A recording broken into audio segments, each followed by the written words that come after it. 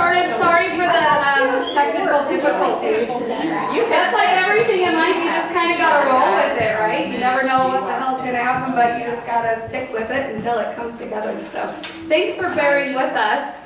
We are here to our Co-Creating a Beautiful Life series and workshops number 3. And we got Kayley Lucero, who is not only my personal trainer, but she's a longtime friend. And she actually means a lot to me.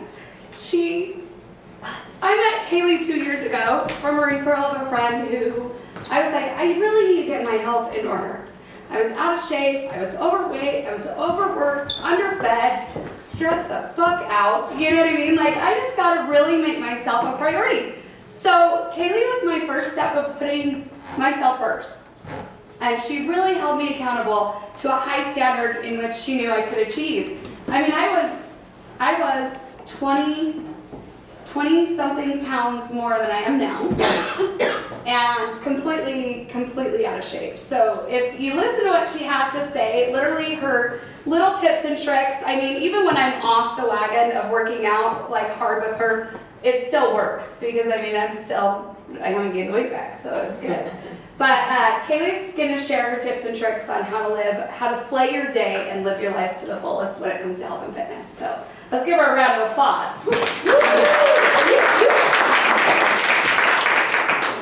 So yeah, my name's Kayley Lucero. Amanda calls me Killa K. I do. I do that on social media. Yeah. It's a boxing name that came about. One of my boxing coaches was like, Killa K. And so I don't know how you caught on to that, but you did. I nicknamed her that. She says, someone else is calling Oh, it. that's what it was. Okay. And I was And I was like, hey, that's it. It's done. No, you're just Killa K from now on. Yeah, and so that's Miss Mandy, Killa K. Both of us have our little shindigs, our little names, and so it's been a magical journey with Amanda. And yes, I appreciate her allowing me to come here and talk to you guys about health, fitness, the whole realm of that. And thank you for coming in the snow and making time out of your day, because it can be tricky in the middle of the day. So I appreciate that, and you coming to listen to me. And so enjoy this slideshow. The PowerPoint, feel free to ask questions. Health and fitness, it's so individualized. It's different for everyone. And so if you have a particular question, feel free to interrupt me, raise your hand, whatever, I'll call on you. If it's something more personal and specific, then I hope I can answer it for you. So yeah, Co-Creating a Beautiful Life series and workshop. Let's do it. Woo! Video work. Oh yeah, down here. Let's see here. That better. All right. So slay all day. I'm going to read this. It's 2 quotes that I really enjoy. Each day isn't just about what you put into your body, how you look in the mirror, or how much production you can squeeze into the workday. It is about how you feel, whose lives you connect with, and how much fun you have along the way. We all want to feel better each day. Now it is time to make changes that can easily cascade other healthy decisions to fall into place. And like Amanda said, I'm just going to show you easy, simplified versions that can affect just daily changes that have a big change at the end of your journey. And I kind of wanted to start it off with a little bit of a motivational speaker. Amanda kind of sparked my interest of listening to motivational videos, because one day we were training in a garage, and when you work out, you want to listen to something. Amanda put on motivational speakers, and I was like, okay, I dig it. This works. And it was fun. And I remember both of us got emotional, because it really hits home of hearing people's struggles and journeys and challenges out loud. So let me hear you. Maybe we can't hear it. Is it going to work? The way that our minds are designed is our minds are designed to stop you at all costs from doing anything that might hurt you. There are so many people in the world, and you may be watching this right now, and you have these incredible ideas, and what you think is missing is motivation. And that's not true. Because the way that our minds are wired, and the fact about human beings, is that we are not designed to things that are uncomfortable or scary or difficult. Our brains are designed to protect us from those things because our brains are trying to keep us alive. And in order to change, in order to build... Blend in your stuff too? I love Throw a bunch putting cinnamon in my coffee. RCT, and they have it at natural grocers. Yeah, you can probably buy it online. I know. Amazon. Yeah. It's so good. Yeah. Ooh. We'll have to do like a PDF. Amanda talked about sending out stuff, so we'll Yeah. have to send out some stuff like chia pudding is like my ultimate favorite thing. And it does say like it'll take up to an hour, but you could do this overnight. Super easy. Just chia seeds, almond milk, cashew butter, some kind of nut butter is just like for a flavoring, an extra hit of something. You could do fruit or like nuts, just crunched up nuts as like a texture. But this is really good and it's super easy to make, and you can just, like I said, put it in a mason jar or some type of container. I used to make them for the week, so I would have Yeah. like 8 of them, and I would just make them all small and just have them in the fridge ready to go. A similar recipe. Yeah, So it's smart. easy. Yeah, and then you just grab and go in like a tiny little mason jar. There's lots of recipes out there too you could easily follow. And then I just wanted to, like I said, keep it stupid simple. Like roast goes back so long, Yeah. and it really is easy. You can stick it in the crock pot. It's kind of like a Sunday supper for our family. I did put 1 stick of butter because I do eat more of a high-fat diet. So the butter is optional. If that doesn't sit well with you, then maybe do like an oil or just do like a broth base just for a little bit of liquid. And then yeah, radishes. I don't know if any of you have done radishes like a potato. They're so good. Yeah. So it has the same texture as a red potato. Yum. So don't even, just like half it and then put it in, and it's really good. And I'm a sucker for carrots. Like I love carrots so much. love So radishes so much. put them in roast all the time. I love radishes and lox. Yeah. I used to Yeah, put really salt salt. butter. Yeah. Oh my god, they're so That good. consistency. That is weird that not a lot of people That's the way I am with onions. Onions. See, I love it. I hate onions, but I'm not. I don't know why. I don't know why it's such a... Anyway, eating out success. So there was supposed to be tips on here, but it didn't show up. So the first tip is skip the bread. Unless it's like your indulgent day.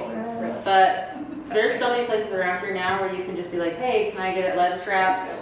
And you can save the calories, you can save that processed bread, because not many places around here have sprouted bread. So skipping the bread is super easy to do, and I feel like if you're trying to make changes, you're not gonna miss it down the road. I promise. It won't be that bad. Unless some people are breadaholics, but just try to do it once in a while at least.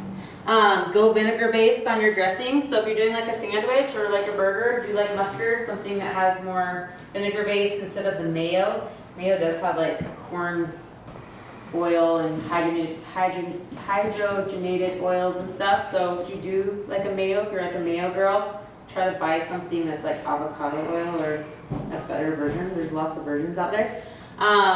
Dressings like vinegar and oil. Yogurt based blend. Yeah. The Greek one? Cilantro avocado one. That sounds good. Yeah, dressings are really easy to switch out. Check out menu before. I'm like a sucker for like Yelp and Googling places where I go. We use Yelp everywhere we go. Yeah. However you review. Yeah, you just check it out, see what they have. Water. We talked about soda. You know, it's killer. Go for water. Get ice. Get lemon. Ask for lemon. Ask for lime. Cucumber, dill. Cucumber. Yeah. Some Dill restaurants. spruce is good. Yeah, some Very restaurants good, will have good. that. And then ask your questions. Ask your waiter if there's like a funky item that you don't know what it is, or Yum. you want to know what your meat. I always ask what my meat's cooked in. If I go somewhere, I'm like, what's my meat cooked in? Because I don't want to do like vegetable oil or something kind of weird. I want something like I'll prefer butter over vegetable oil. And so always ask questions. They should know it. If they don't know it, then they're weird and they need to go back and ask their freaking cook. I stopped, like, I will only eat regular butter. I will Yeah. not eat. No more. Anyone that It's terrible. That's good. Yeah. Real butter, man. Yeah. Eliminate the excuses. I don't have time is a huge one. I don't have fitness equipment. What if I have kids? Do what's right, not what's easy. It's a big one. Busy. I'm so busy. Everyone's busy. Like when I first met Amanda, I'm like, she's busy. I'm not busy. never complained to her about being busy. So just, whether it's like a 5-minute plank or, that you spread out through your day or just something really simple, it adds up in the end. So just stop with the excuses. Do it in the morning, wake up 10 minutes early, do it at night. I know it can be hard, and when you're in the moment, it might suck, but once you do it, or when you're working out, like I business in order to be the best parent, the best spouse, to do all those things that you want to do with your life, with your work, with your dreams. You're going to have to do things that are difficult, uncertain, or scary, which sets up this problem for all of us. The one thing we have in this world. So let's just kind of going over the mental side that when you start your health journey, like Amanda said, there's a struggle, there's a challenge, and you have to be able to work through it and get through that hump before it gets easier. But then once something gets easier, then another challenge rises and it's hard again. But that's the normal thing. So just know that everyone is struggling. This is a picture of a Spartan group I went out in Breckenridge, Colorado. Super fun. So about me, I am raised in Vernal, Utah. Have you been in Vernal?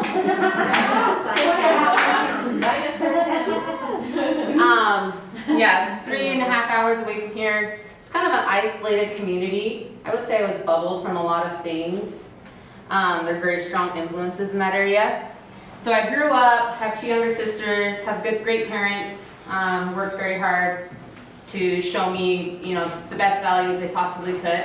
But I still was raised with, I had poor body image issues. That was one thing I've had to overcome. I still overcome probably every day. I played sports, lots of sports. That's kind of what I'm known for in my small town. Well, I don't know if we're small, but it's relatively little. It depends if the oil's booming or not. But so yeah, I'm known for sports. I played volleyball since I was little. So that was a comfort for me. I just played sports. I didn't really work out. I just thought, well, if I play sports, that means I'm active and in good health when I was little anyway. So through high school, played lots of sports, like I said, and I wore spandex, very, volleyball, you're in little clothing. I remember feeling really insecure about myself because girls would undress right in front of each other. And I was the girl who'd always go in the bathroom and he would always ask me, why don't you change my underwear? I'm like, I don't know. I was self-conscious, even though I know I looked good. Not that nothing was wrong with me or anything like that, but I felt like something was wrong with me. So yeah, growing up, I experienced a lot of that, a lot of mental issues where I didn't really discover until I went to college, went to Dixie State and played volleyball, then transferred to the University of Utah. And I thought I was gonna go be some big, physical therapist. When I thought of successful people, I thought of some people who had doctorate degrees, people who made lots of money, people who worked in big offices and whatnot. So I thought physical therapy or a doctorate degree, that was where I was headed. And then I was getting close to finishing my bachelor's and I got pregnant. It was super, super unexpected. I remember crying for so long because I thought, what am I gonna do? I don't want to be pregnant in school. I was embarrassed because I had other things going on for me. And I knew my body was gonna change, and I was probably in one of the best shapes of my life around that time period, in my early 20s. And so that's what I learned a lot about myself, and fear really set in. I didn't know how to be a mom. I didn't plan on being a mom until I was 27, and I was 22. And so I was like, okay, crap, I want to hurry and graduate. So I changed my degree about 2 years in, after I went to Dixie, changed it to at the University of Utah to health education and then exercise sports science. And from there, I really fell in love with it because, like I was leading up to when I was in high school, you were asked a kid, what does it mean to be healthy? They'd probably be like, well, it means to go to the gym, right? And so that's what I thought of being healthy. And what I learned was it's not. It's, there's so many other sides of health: mental, physical, spiritual, emotional, psychological. And I was blown away by what my teachers, my professors were telling me, hey, you're actually probably not that healthy because of what's going on the inside. mentally in your mind. And so from there, it was like my goal to turn around. I was so interested and so intrigued. I wanted to help like my family. You know, that's typically your family and friends are the first people you think of, because where I was suffering in the body image issue department, I knew my sisters were too, and my mom, because typically it's kind of scary being a parent, because whatever you say definitely affects your kids, and you don't know you're doing it, but that's what kind of happened to us when we were growing up. So yeah, I wanted to help my family. Yeah, I got pregnant. Great idea, right? No one plans on that. And then from there, my husband had, I didn't ever think you would have signed up for that class, because I didn't think the morning you would commit to that, but you did. Yeah. And it's so awesome, and you eliminated that excuse of I can't wake up early. Right. And Well, now and you're, I've also, we're only doing it 2 days a week, so I've been trying on my days off to get up early. Like yesterday I was up at 6. oh nice, that's So good. I'm just trying to train my body so I'm not so dead every time I have to go to the gym with you. Right. It's not like a new thing. Yeah, I literally had to tell myself out loud in the car one day, like, I'm not tired. I'm excited out. Yeah. That's good. Yeah. Convincing yourself. I always talk to myself out loud. And then I don't have fitness equipment. You know, if you don't go to a gym, you work out at home, like you can do tons of things with just your body weight and master those and be in great shape. That's a horrible excuse in my opinion. And then the last one, what if I have kids? Pick a gym that has a daycare, maybe, or work out with them, bring them to the gym if they allow kids in the space. Like I said before, it's great for your kids to do it with you or to be seeing you do it. So they're like, oh, mommy or daddy's trying, you know, they're working out. Yeah. Why are they doing that? Or, you know, they'll kind of be curious about it and probably do it with you. And yeah, do what's right. Like so many people try to cheat the system or think that, oh, I only need to do it for 4 weeks and I'm gonna lose weight. Like, that's not right. Like, you know it's gonna take time, you know it's gonna take commitment. Just be in it for the long haul and go through with it. I promise in the end or during the journey, you'll be so much more satisfied. Best at-home workouts. This one does suck, I'm not gonna lie, but it works. Like Amanda said, like squats and lunges.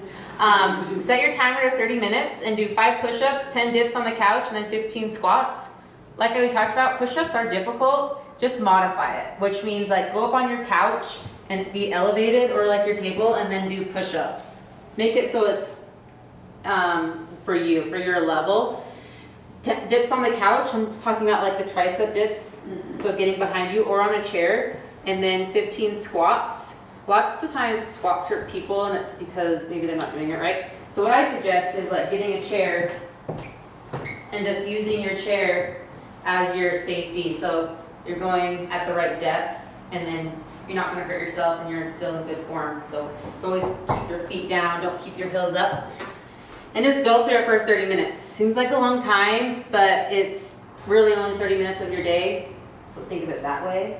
I'm going to talk about, put on some good music, motivate yourself. And then Tabata, it's one of my favorite ways to work out. 20 seconds of work, then you get a 10-second rest. You repeat 8 times. So you'll do this, squats, 8 rounds for 20 seconds and 10. Then you have a longer rest and you go on to push-ups, leg raises, and then burpees. Push-ups and burpees, modify. Huh?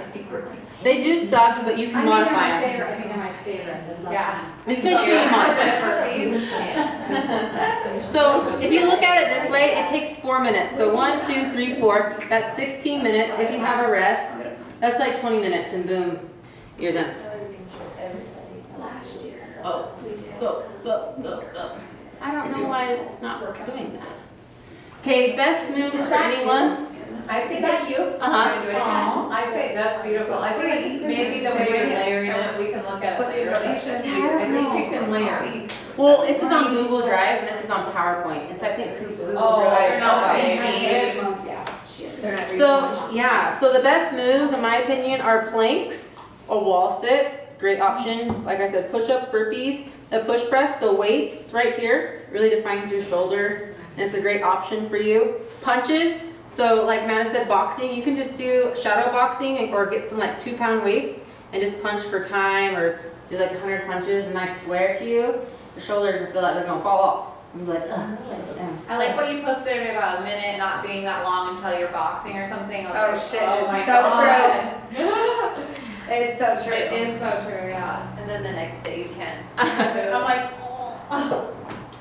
There's an old guy that I see up in Parkway, the Ogden River Parkway all the time, and he's running. And boxing. I've seen him, and I love it. Whenever I see him, I'm like, you are living your best life. No, I see him. He runs the whole time running like this. He's like this short. Oh, I love it. Hispanic? I don't know, honestly, but I haven't seen him up close. Yeah, I haven't seen him in a while, but he's so. I love whatever I guys do. who are just he's like running. He's like, you know, Nice. I'm like, get them, slay them demons. Yeah. All right. I love that guy. He's so cool. That's cute.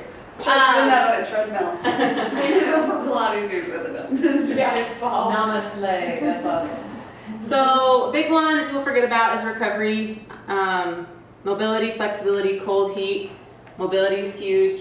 If you follow me on like Instagram, I try to post stuff on ways to recover. Like you talked about, you're so sore, you couldn't move, which is really a job. We were moving around, and I was like, okay, what am I gonna do?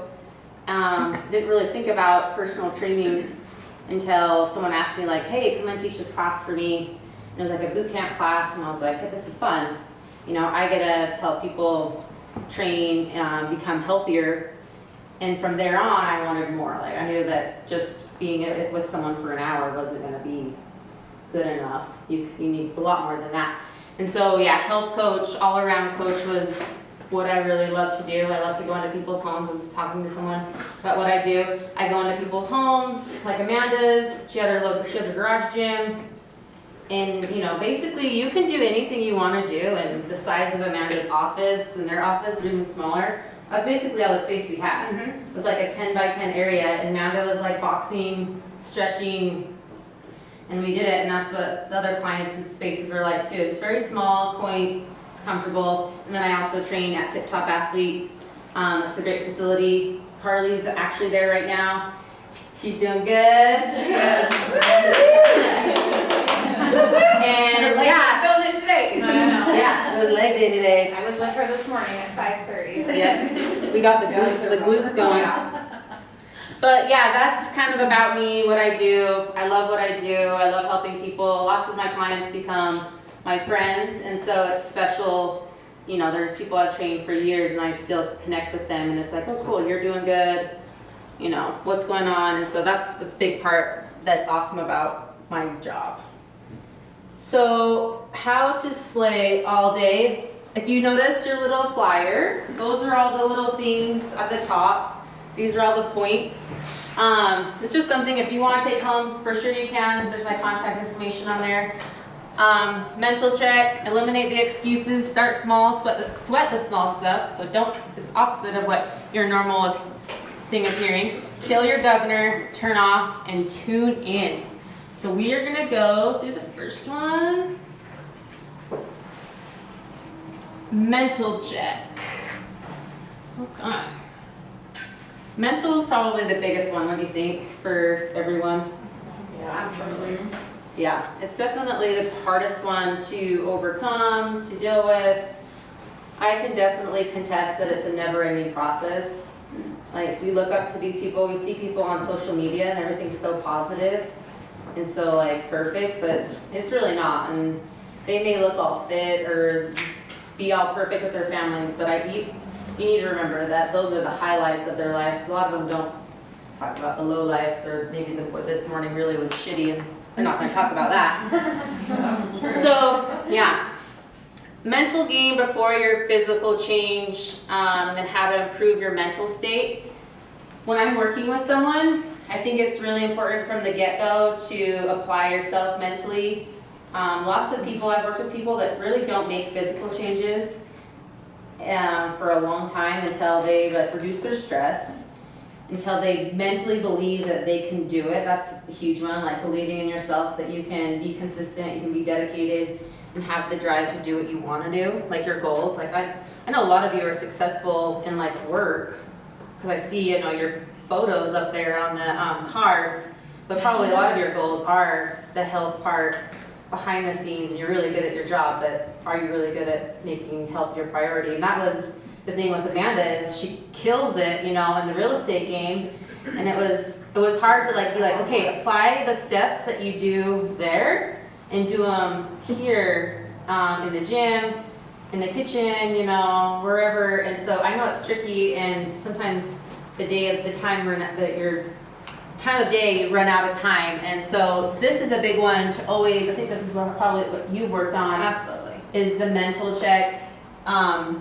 Write down self-imposed limitations. That's a huge one. So self-imposed limitations is like being around negative people that you believe set limits for yourself. So I would say picking a good spot to train. I go to Vasa sometimes, and I hardly ever see a woman or a man sweat.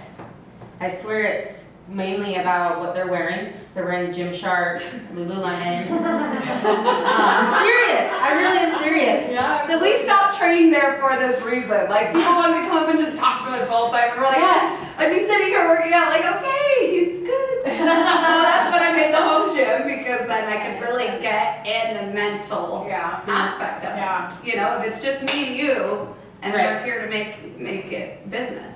Yeah, and so definitely your environment is huge and who you train with. So it's really normal, but if you recover, if you stretch, if you do things in step process, then that will help eliminate soreness. I'm not saying it's gonna eliminate all of it, but it will eliminate some of it. Like my recovery days, I like to bike or just do something to keep that like lactic acid from Moving. getting too stuck up. Cold. So lots of people don't like cold, but it really does work. I know there's like a cryotherapy around here you could do, or you could just go in your shower and do like the Tony Robbins thing, and you set it for, I don't know, like as cold as you can for sure, and you just walk right into it. You don't tiptoe, you just walk right into it. Then you take like 5 deep breaths, and it works. And you just keep doing that cycle. I would say I would try to do it like 10 times or something like that. And I can contest. Your muscles? Huh? This helps you not be as sore. Everything. I feel like, circulation, it's everything. Yeah, Wakes you up. It's like a lot of people start their day doing cryotherapy where they wake up and they go straight in, and it just like, There's just something. there's all sorts of beneficial. Yeah. I like splashing my face with cold water, but That's a not, good yeah, not that's a my good one body. too. So if you're really sore, And you're like, I don't want to shave again. cold therapy. Yeah. And then heat therapy is great too. What's your name on Instagram? Kayley Lucero. So if you look on that little handout, you can just do my name. And then heat, obviously like a heat pad sauna. I love sauna. Anyone else love sauna? Yeah. Sauna's awesome for it. So when you're working out though, isn't it like heat up, cool down? Heat up, cool down, Like hot and cold therapy, isn't it? Like you're supposed to warm up. Yeah. So you're supposed to be warm before you work Before out, you so work you're out, then be limber, cold. and then cool down helps with the inflammation and this recovery process, right? Right. And Epsom salt's probably another good thing, like to do with sore muscles as well, right? Right. Yeah. You can do hot afterwards if it's a sauna. Yep. Okay. That's kind of the Yeah. little trick right there. Last one, don't start small, sweat the small stuff. So every workout counts, like we talked about, whether it's 5 minutes or 20 minutes, it all adds up at the end of the week. Hours add up, minutes add up. Every small bite counts. I thought this was funny. Did she leave? Yeah, she had to go back over. So it was funny that she said like fries, she ate a couple fries. Like, you can watch that, great, but those little things add up, especially if you're a parent. Like this freaking snack, oh you didn't finish your food, I'm gonna take a bite. Yeah. Or a couple bites here, couple bites there. You have to watch yourself because calorie, all that adds up. And so if you do that a lot, I would try to minimize that because it's sneaky. I think that's why those apps like MyFitnessPal, where you have to put in every single thing you put in your mouth, then you can see it. Right. Yeah. That's like, Being aware of it. Eventually you're like, put in this French yeah. fry. Well, I think by human nature, you're always trying to, it depends on the situation, you're either always trying to downplay something or upplay other things, by human nature. Look how healthy I am, I didn't eat, and then you forget about all those things that you really munched on, so. She had me write down everything I ate for the first week, and I was like honest about it. So You were 2 high 2s. Josh goes, you didn't have 2 high shoes, she goes, that's all that was left, otherwise I would add more. It's so true. You don't accept what you eat? Nope. If you're good with it, then I don't see why you should. Yeah, Like, I don't want to if accept you're good what with it, I really snacker put in and my a mouth, picker, like so you I were saying, refuse so. to journal what I eat. Maybe you and I need to have a one-on-one. We do. We probably do. I love it, you won't regret it. No, right. Take a nap. Naps are so dogged, and like I can't tell you how many moms tell me around 3 o'clock I cannot function. Like I'm so tired. I'm like, well, take a nap. Well, I can. Like, why not? Just do it. Your body's telling you like you need a nap. Maybe you woke up early, maybe you didn't get enough sleep. Just take like 10 minutes. There's like some science behind it, and you can find your magic number of what you need to get through that cycle of sleep and still feel good afterwards. So I highly recommend taking a nap to frickin' rock the rest of your day. My dad always called it a siesta. Siesta. Take a little siesta. Yeah, I feel like I wish we were like Mexico. Well, We and had it's siestas. totally statistically proven, yeah, that it helps you. They live longer, they live better quality of life, that can be everything. I'm like the person that can't stop, even though I'm brain- Yeah, you have to mentally. So I'm not, and that's why I need to work on meditation. Yeah, that's what I have on here. 5 minutes meditation, and then take time for yourself, which is huge. At the end of the day or the beginning of the day, waking up early, or decompressing at night for sure. Look at this. Try to improve every day with 1% every day. Within a year, you'll have improved. I spelled that wrong. 365%. I can tell you Stacy and I are gym partners, and Stacy's always like, I'm sick, or I don't feel good. I'm not going to go to the gym, and I say, oh, it's okay. Or I don't know what I'll do. Maybe I'll just stay home. She's not going. If I was a good gym partner, I'd be like, Stacy, these are your goals. This is your actual truth. She goes into Killa K real quick. She's like, get your. But I cried. She like, forced me let's into tears. Like literally, I remember the first couple times I was training, I was so out of shape and overweight, and I literally just broke down and started bawling because I was like, how did I let myself get to this point? And she pushed me through it, and it is that mental check of like, oh yeah, I remember, I believe in myself, why I'm here, and even when it's hard, I gotta make it over those humps. Yeah, For sure. And so it's good to surround yourself with a good training partner. So because everyone's probably seen how to get yourself to the gym, right? Is a good training partner. Yeah. Everyone's noticed that. Good on trainer. A blog. Yeah. And so that's the type of person you need. Is like, limit the excuses, call them out on their shit. She would show up to my door. I would send her to my house. Even though I tried to dog, she'd show up to my door. You gotta remember, I moved the gym to my house. She was like, all right, you got an excuse? Yeah. I'm coming to you. I remember one day you and Josh were having like a little argument, and I was walking out. I was working from home. She was walking. I'm like, not a good time. Not a good time. That didn't get posted on Facebook, by the way. So yeah, surrounding yourself with great people, and also like your family can be a self-imposed limitation. My husband, unfortunately, was one for a really long time. He didn't know he was doing it, and we had like a discussion about it. What he would say was, probably some of you can relate, maybe, or vice versa. Maybe you were my husband. Like, you're gonna be gone again, or say something like that, or you've been gone all day. Where are you going? What are some other comments? Anybody else have a Why don't you just line stay on in that? bed and snuggle with me? Oh yeah, there you go. When my alarm goes off. And I just squeeze his hand and like, no. See, and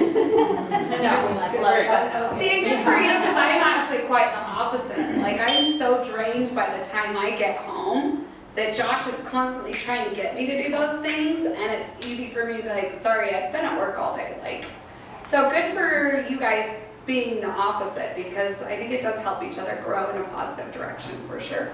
It does. Yeah, as long as it can make you go to a positive thing. Mine was like he was making me feel guilty.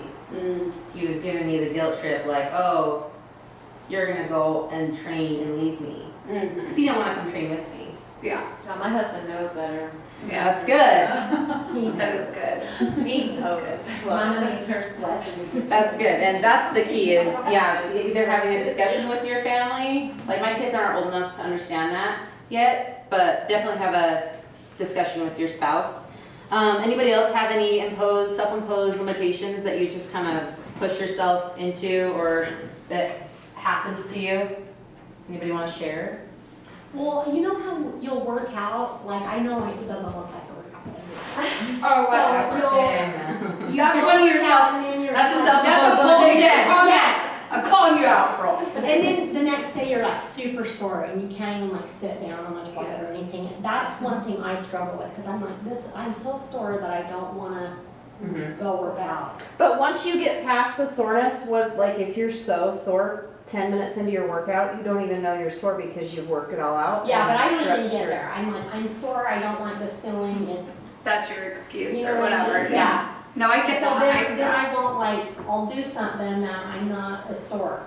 Because I think when you get older, you're, like when I was younger, I would just be sore and work through it. And now I'm like, I'm sore, I don't like this. And so I don't Well, it must be continue. your limitation is you think you're like your age. That's what I would Yeah, assume. maybe. It's like in your mind you're thinking, well, I'm older, I can't do this.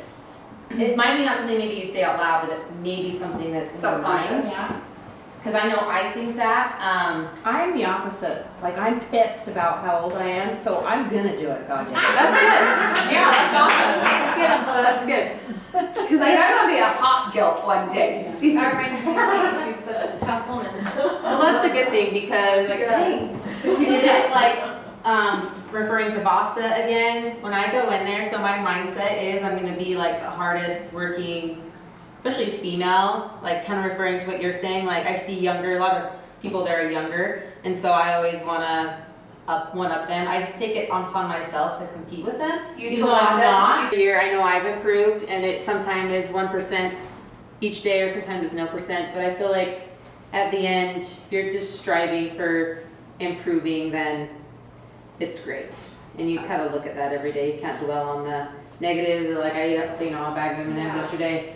They suck, you know. I think that's huge, to be honest, and it goes back to, the way you feel about it, or the way you think about it is the way you feel about it. And when you feel guilty about something, it makes it hard to face it again. So if you're like, oh, I already Right. messed up, well, I'm gonna keep going down this because I'm mentally mad at myself. I think as long as you show up every day and get over what yesterday bring, you're gonna make those improvements. For So that's funny that you say that because it goes along so well with Kill Your Governor. So there's things that I haven't done in my life where I've regretted, and I've let it just like mentally thrash me. Like I was supposed to do a boxing match and I didn't do it. I was really sick and I let someone say something to me, which then I led to an excuse. And so I really regretted that. And the next year I was like, this is my redemption year and I'm gonna give it everything I got. And so I killed my governor, which is basically that glass wall, that glass ceiling. I just totally shattered it last year. And I did some very, very difficult things where I cried and I emotionally collapsed during this race, but I persevered and I made it, and that was like my redemption on some of my regrets in my past. So I highly recommend really highlighting this one on the note, killing your governor, because I see especially so many women that I've coached that they have a governor, like I can't lift that, or I can't do that, it's too hard, or they're doing a race and they're like, all I want to do is finish, or I know they're stronger than that, so they should probably do something like, I'm going to get top 50, set the bar high, because too many times I feel like we're soft in our community now, we're soft, like we just tell our kids, you can do it. every team's a winner. Every team's a winner, yeah. Like, no, You should push yourself. Teach you We need to push ourselves, yeah. And so, yeah, set the bar high, don't hold back, make big things for yourself because you only get one lifetime. Just don't be afraid. And that's what I really learned last year is like, shit, let's go. That's what I had to keep telling myself. So I love it. it's the hurricane 12 hours. So for 12 hours, I carried a cinder block and 30 pounds on my back, and we did that for 12 hours straight. Oh my It was like a gosh. military-based race training. And it was brutal. Was it in a backpack or you physically Yes. had to carry it? I had to physically carry this, and then I had a weight 30 in my pounds on your backpack. back and a cinder block. And then a cinder block. Cinder block was new. They totally threw that in. They're like, oh, by the way, you're gonna carry this. So I had 60 pounds For 12 hours? for 12 hours. While you do the workouts. While we do everything. And you Oh can't my put them down? gosh. We could put it down. We just couldn't let our backpack touch the ground. So the backpack always had to be up. The cinder block could hit the ground, but not our backpacks.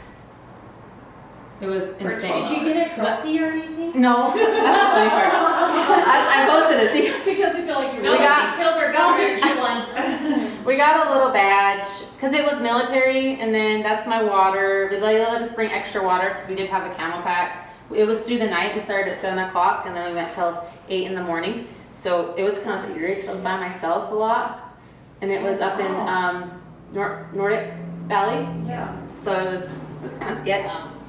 And then I was even. They let her bring more water.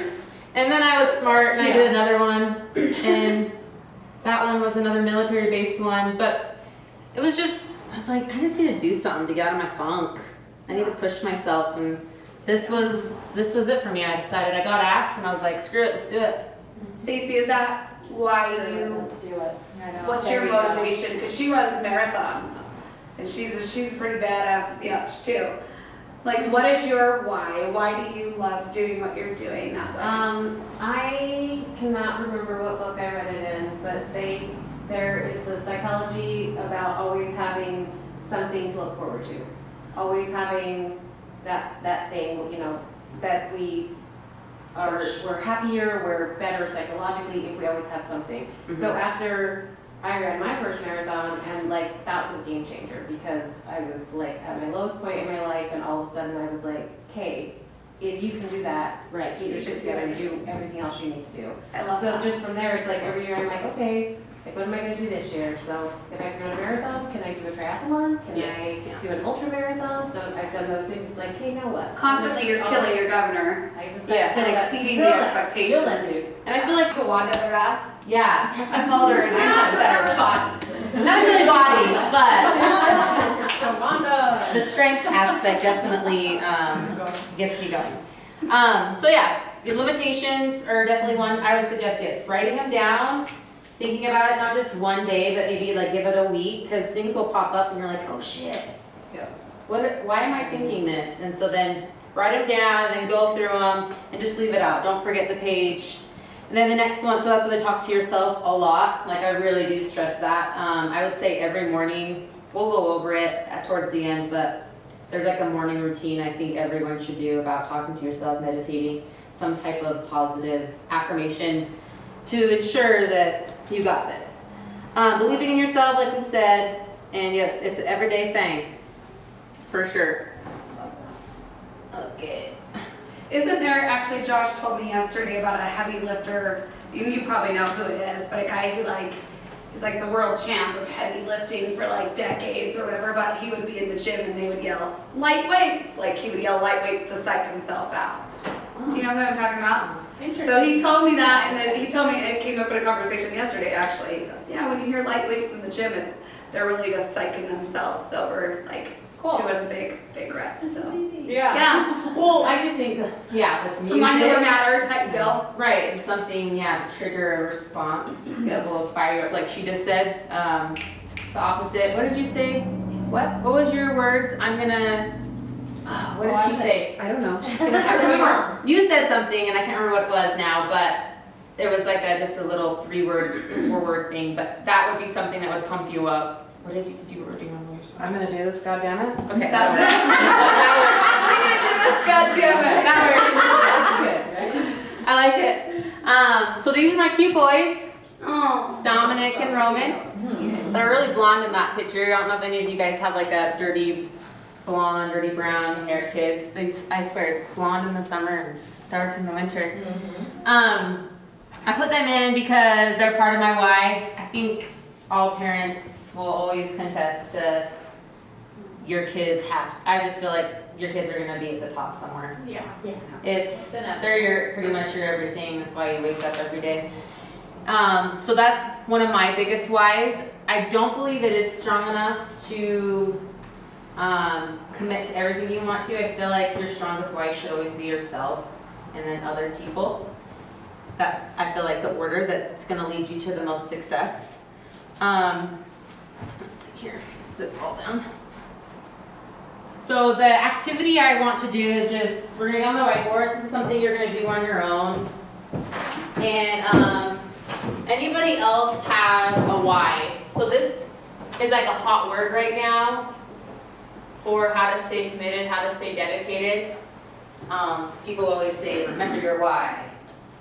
And I don't feel like people really address it themselves. I feel like you just see it and you're like, oh, that's good. And then you don't do anything. So what I suggest is writing it down and then keeping it in a personal or a convenient place where you can see it daily. Like we, for our journals, in the women's class, every time they come in, they write down a word that's maybe inspiring to them or that's going to motivate them to get through the workout or just through their day. This can kind of be a part of your why too. So does anybody have like a really good why other than their kids or themselves? Like why? Why do you want to eat healthy? Why do you want to work out? Why do you want to do so and so? To have energy. Have energy. Awesome. That's a good one. Everybody always needs more energy. So much to do these days. You gotta have energy to do it. Yeah, working out and eating good is like Huge. huge. Yeah, exactly. Huge. Drinking water. I can't continue. A huge part of my why is to inspire others, including myself, to live their best lives and to change people's lives for the better in one way or another. So I love to inspire or push myself through self-limiting beliefs to prove to myself that I'm worthy, Okay. I guess. So overcome. Yeah. Anybody else? Good one. I'm newly single, and I don't want to be single, so I'm doing it to attract a positive energy for a man. Nice. But I not like just it. any man, but I mean, I want a healthy man, so I want to be that, so I'm So you attract that. yeah, Right. Like-minded. I love that. attracting like-minded. Positive attracts positive. Yeah, I love that. The right man.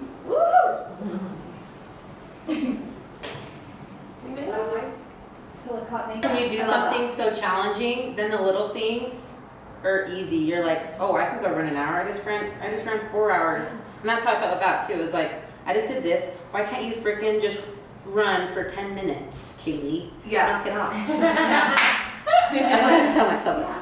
I went and did the Bryce Canyon half last year, and there's like the last part of it is a massive mountain climb.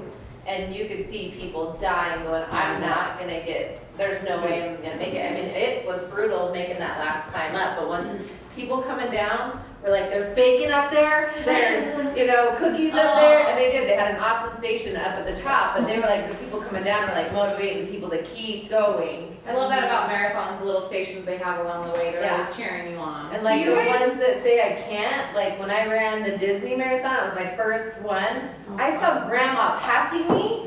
And I was like, oh no, she is not gonna be here. She's Kayley to London! Do you guys get emotional when you do that kind of stuff? Because when I run, and it's nothing like marathons, I'm talking 5Ks, and I'm fucking emotional. Like, I'm like, I don't know, I get emotional when I do that kind of thing. yeah. Is it? I bawled my emotional? first half marathon, I've never done a full, but I bawled. Yeah. I did it with my dad and it was super emotional. I think it is kind of like you're kind of almost connecting to source. Like I feel like you're connecting You're to your pushing higher yourself, power. yeah. I love that. You're Love that. smacking your wall down. Yeah. So when Yeah. are we gonna join? Are we all gonna sign up? Yeah. They're starting in July. Ooh. It has all different levels. Do it. It's fun. I highly recommend it. Like she just talked about, finding something to look forward to. Turn off, tune in. It's a big one. Be in the moment, rest and reconnect. I love that. I just feel like at the end of the day, turn off your phones. Don't get on social media right before you fall asleep. Yeah. Put it aside, be with your family, be with yourself. I feel like it's important because if you don't do that, then, or reflect on your day, then it's like your day was just gone. You're like, what did I just do today? You don't even remember because you didn't reflect and reconnect with Journal. yourself. Journal. Yeah. Yeah. I feel like this one is a huge one for most people that they need to implement into their life. So, slay all day, break down your day. If you don't know what's going on with your day and you're trying to put in certain healthy habits, just analyze your day right now and then look to see where you can do better. So waking up earlier, to maybe work out, to meditate, to do something, to take a cold shower. Let's say drink water first thing, don't drink coffee. So many people just wake up and drink coffee instead of gulp, down like at least 20 ounces in my opinion. Deep breathing is always great too for first thing in the morning. Just in through your nose, out through your mouth. 5 positive things to tell yourself. We do a green dot with the Women's Challenge. We have green dots. I gave a bunch of those little cheap green dots. You can buy like at the Office Depot or Walmart or whatever. And you put green dots like on your fridge, in your car, and so whenever you see a green dot, to say something positive. Because green connects yourself to a positive energy. So that's an easy one to do. Well, green is your heart chakra too. It's the color Yeah. of the heart chakra, so it's self-love. I love that. Eat a wise breakfast or skip. Fast. Fasting. Wise meaning like don't eat like a Pop-Tart or a donut. Try to do something better. Bring a water bottle everywhere you go. Yes. A huge one, especially if you don't drink enough water. Plan when you will move today. So a lot of times, Amanda, I still get her freaking training reminders. And so if you put it into your schedule and you'll see it, and so then it's a reminder like, oh, I need to do this at 6 o'clock or 5 o'clock tomorrow. I need to wake up and go exercise, take a nap like we said, meal ready, try to plan out what you're gonna eat for the week or just the day. That's, it's better than in the moment and you're like, crap, I have nothing to eat.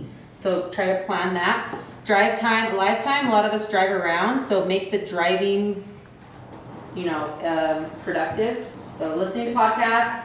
I do, that's when I do my gratitude. Me too. Yeah, so I do affirmations in the morning, and then when I'm driving, anytime I'm driving, I'm like, I'm so grateful that I'm safe, and like I just do. Or I'm grateful for the sun shining, or if it's snowing, like I'm grateful for it. Like I feel like it's a good time to really, dive in. Yeah, don't just go through the motions and be emotionless. Yeah. And I've then, done that before too. I get somewhere and I'm like, how did I get here? Yeah. How did I just drive here? Yeah. What the hell? You Let's don't go know no. so hard. And you're like, whoa. Was it after you drank all that wine? Let's hope no. and then just enjoy yourself, enjoy the day, and then tomorrow you have the next day to look forward to. So cute. Big thanks to Amanda, Carly, Josh for doing this. Yes. Honestly, If I did anything in life, I looked hot and naked, so I'm going to live my best no, life. but strength is honest. That was kind of a joke. But, Oh my gosh, Carly. We're writing It's this gonna be down. quoted forever. Good. I like strength because I like, I like the to like feel good that I can do it. And Yep. like I hate that. Like I can't do something or it's too heavy. When you or- feel weak, Yeah, you know, I hate something. saying. Yeah. Well, I think on strength, even just like a simple thing is like doing a push-up. It's very hard for most women, and so when you nail a push-up down, I think it's freaking awesome. I can't go pull up. Or pull up. Yeah. Pull up's another hard one. Pull-ups are I can't do hardest. one pull up. It's the hardest thing. It is hard. Who can do a pull up? I used to. Then all who can do a pull up. I used to before I learned my doorway pull-up. things. And Yes. I would just, when I walked by it, I would that's do good. like Awesome. 3. There you And go. then I got build up more, and I actually years ago applied to be a corrections officer, and had to Very do cool. running and push-ups and Oh, the sit-ups. testing. The testing. Yeah, and that was Brutal. a challenge. That was a super challenge. You had to do 10 push-ups in a certain time period. You had to do everything within a certain time period. So But you did it. I did it. You There you passed. go. Yeah, I Good job. practiced every Yeah. day and I did it. I actually passed it all. So Good for what you. was funny is I saw when we were running, there was young, studly men doing the run, and they were chit-chatting, they were talking, they weren't even, like, they were kind of giving up, like, or they were just assuming they could do it, and I was like, they wanted me to chit-chat. You're like, move on I over. just ignored it. I'm not here to chit-chat, I'm here to friggin' run. So I just kept going, and I don't think they made it, honestly. I don't think those guys made it in the time period. That's cool. I didn't know that. So I stayed focused. Another way is to motivate. I did. I ended up Even other not people doing see you the correct and what you're things. doing, that it helps For other motivate reasons, them. but, Right. And empowers them. Yes. no, That's a good I one. would have been, I would have got killed. Well, that's the big thing about kids, right? Is, you're motivating either your kids. My kids always ask me, "Are we training today?" Oh, they're so cute. So they're learning at a young age, like training is a part of your day. It's not something you have to do. It's just part of your day. Yeah. So it's really cool because they come to the gym with me or we just work out at home or something. So it's really good. This is motivate, empower, big ones. I think along the same lines of looking hot naked. So I think a big piece of that, and even in your journey, I'm sure that you felt the same things, but it is self-love and self-acceptance. Right. Because I know that I will forever have stretch marks. I know that I will, do you know what I mean? Yep. And so it's coming to terms and looking at my Embracing. body and being like, girl, you've done 8 marathons, born 4 children into this world. Like, your body is what it is. Because I look at it and like, do I love it naked? I don't love it naked. Will I ever? I mean, but I'm happy and Yes, like, yes. yes. I Yeah. have You're that. embracing that Yeah. inner and outer badass. Yeah, I'm the same, because I feel comfortable in clothes, and I'm pretty confident most of the time, but yeah, sometimes naked, I'm just like, oh, Yeah. look at myself. But I think it's okay to like we see ourselves naked and yeah, we're kind of like, meh, Yeah. like, you know what, but also like, Hey. Yeah. This is me. Yeah. this is me. Even guys will say they're more attracted to, it doesn't so much I mean, it matters, but not as much. They're attracted to self-confident It's the women. confidence in the Like, love. and I even notice, like, if I look at myself and I'm like, yeah, ugh. Or if I think, ugh. All of a sudden, you see yourself different. Like, So true. you know, it's weird. It's so You know what weird. Andrew told me once? I was complaining about my body. This was like 3 years ago. And he said, quit saying it because I'm going to start seeing it. That's Oh, True, yeah. Because you're planting a seed of doubt within his perspective of you as well. Absolutely. Good for him. And that Good applies for to a Oh, lot shut of me things. right up. I'm like, You're like, you ain't going nowhere. I like that. I say shit all the time, so I'm say it. gonna stop. Say, hey, I'm the sexiest thing. well, I always tell you about And our kids see it, like our kids. Oh, I love That's a big thing. You know, So that's what inflicted the body disorders in our family. Is my mom would go in the dressing room, we'd go with her, and she would try on like, my mom's, you know, she looks great. She was like a size maybe 6 or something, you know, just a regular size. Normal. Yeah, nothing. And she would go in there and comment about how she looked fat, how the pants are too tight, how she needs to go and work out. She would just say negative things. Constantly. And I was the same size as her, and I was like, wait, if she's saying that, then what's wrong with, like, I automatically went to planted the myself, seed of what's doubt. wrong with me? Thanks for letting me speak and for all of you showing up. Yeah, this is Workout Wednesday from the summer. We're gonna be doing that again. Yeah, it's a free event in the summer, you guys, and she comes and coaches it. It's so awesome. We do it right across the street in the park over here. Yeah, We do like yoga. 7 in the morning. So, what did we We did decide? Like 7? We did 7 in the morning. Which before I work. struggled with that Really? then, and so now I'm doing 5:30 in the morning, but You're gonna be I'm killing gonna be it. killing it in the You're summer. gonna be able to sleep in. Yeah. But if you have any questions, for sure contact me. Yeah, like, you got my Instagram. I'm on Facebook. This is the Tip Top Athlete phone number. I'd be happy to help anyone if you have any questions. And yeah, thanks again for showing up. And thanks to you. Thanks, Killa. Yeah. And Jenna and Jenna, yeah, for the Jenna food. Flowers team for sponsoring. Did you want to say anything? Well, small group, but hi. I think everyone knows me though. Yeah. I don't know you. That's okay though. Well, I'm Nikki Wheeler. I'm with Backman Title. I'm their sales and marketing. Oh, I love it. Oh, yeah. Oh, cute. So I've seen your Superman videos. Oh, yeah. You're rapping. Thank And our you. raps. Yeah, so you guys all know who I am. But anyway, Amanda and team are fab for doing these classes. Oh, thanks. So it's a really cool, positive thing, and I love it. Love it. And happy to be part of it. So Thanks. thank you. Thanks. Is this PowerPoint something we could just email to everybody? That's what I was thinking. Because I know Yeah, we're all I trying to think take we notes as we go, and I have it, so it's something maybe, if you guys are interested in. Oh, I was taking pictures, but yeah, an email Oh, would be okay. awesome. Yeah, we'll throw it out in an email. For I know I was sure. trying to keep up on notes, but. I want to let you guys know I appreciate you guys so much. Like showing up every week and you know being consistent is awesome because I really think it's obviously near and dear to a lot of us and that's why we're here because we know that we can continuously grow and here's something that we might take away and help us live our best lives. You know what I mean? And so I want you guys all to know I love and appreciate you all and your continued support and I hope you guys get as much out of all the speakers that I bring on. I mean, honestly, they're all so beautiful and they have such powerful messages that,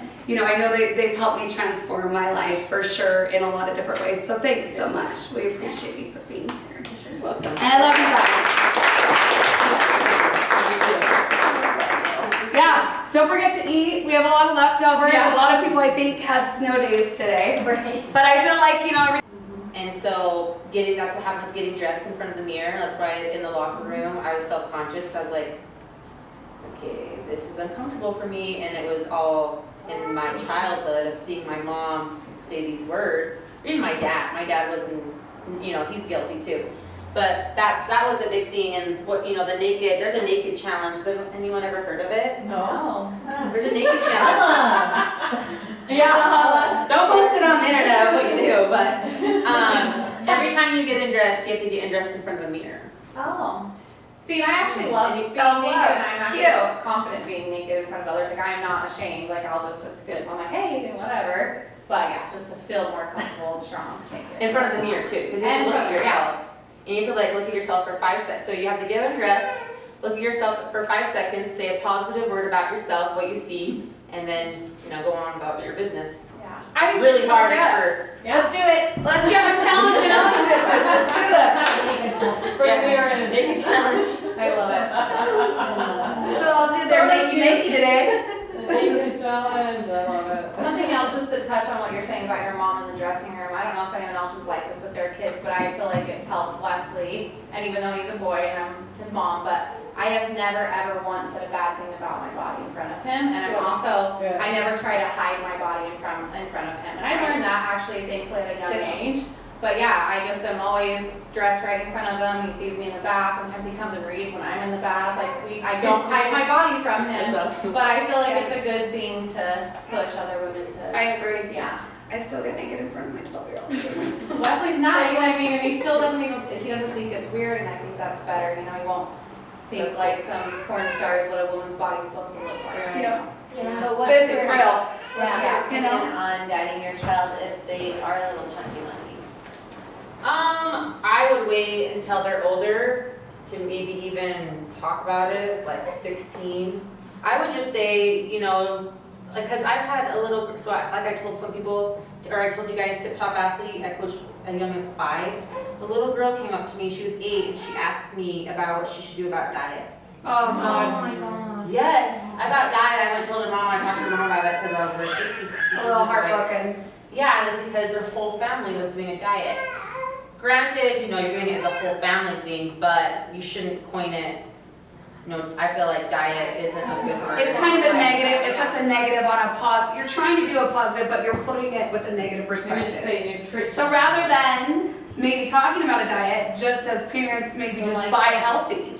Maybe I would just say don't a make it to where lifestyle. it's easily accessible for them to eat shitty, so you're kind of, your intentions are well, but yet it's not talked about in a negative, maybe? Yeah, I Or would say like, inspire them to go and do fun shit, take them Well, to the I've got a trampoline park. 5-year-old that will eat every vegetable under the sun. He's amazing. And he loves his garden and he's out there every morning looking Oh. Like he's awesome. But then I've got an older one that likes to game and sit on the foodie and not be as active and not eat as clean. So trying to motivate him to like care more about himself, because I feel that when I was younger, I didn't realize I was chunky. Yeah. I wish somebody would have said, hey, let's eat healthier, let's go get more active. Like I felt bad when I was younger because I did do gymnastics.